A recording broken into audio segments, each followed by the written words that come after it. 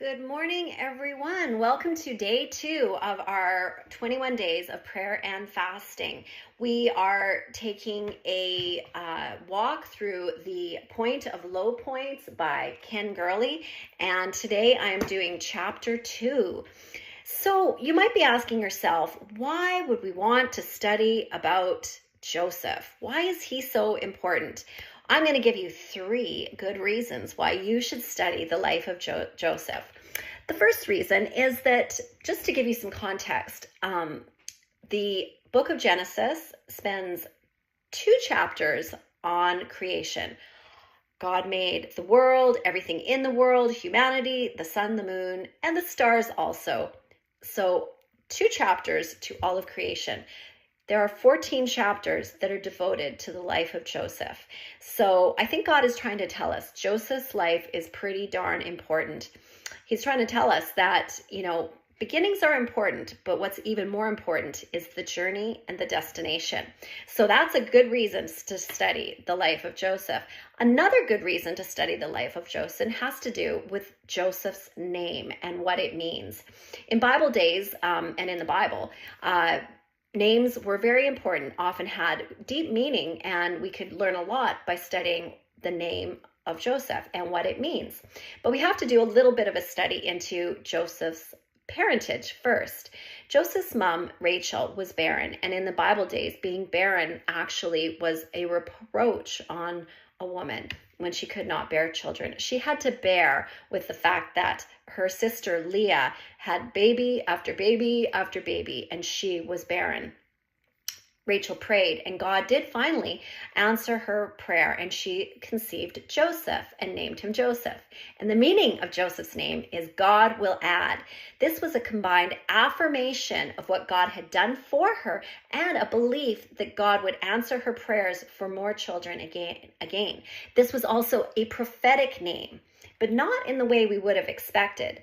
Joseph had so many minuses in his life, which we're going to study in greater depth as we go through the life of Jesus every day in these 21 days of prayer and fasting. So with all these minuses, though, God was adding something to Joseph every time. He lost much, but with each loss, God seemed to add blessings to his life until Joseph became a blessing to the known world around him. God indeed added through Joseph.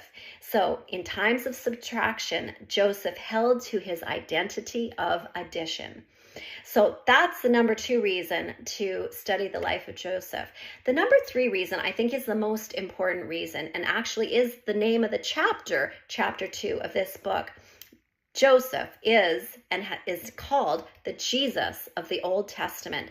To study the life of Joseph is really to see so many parallels between Joseph's life and Jesus's life, so many foreshadowings of Jesus's life, so many typologies in Joseph's life that were fulfilled in Jesus.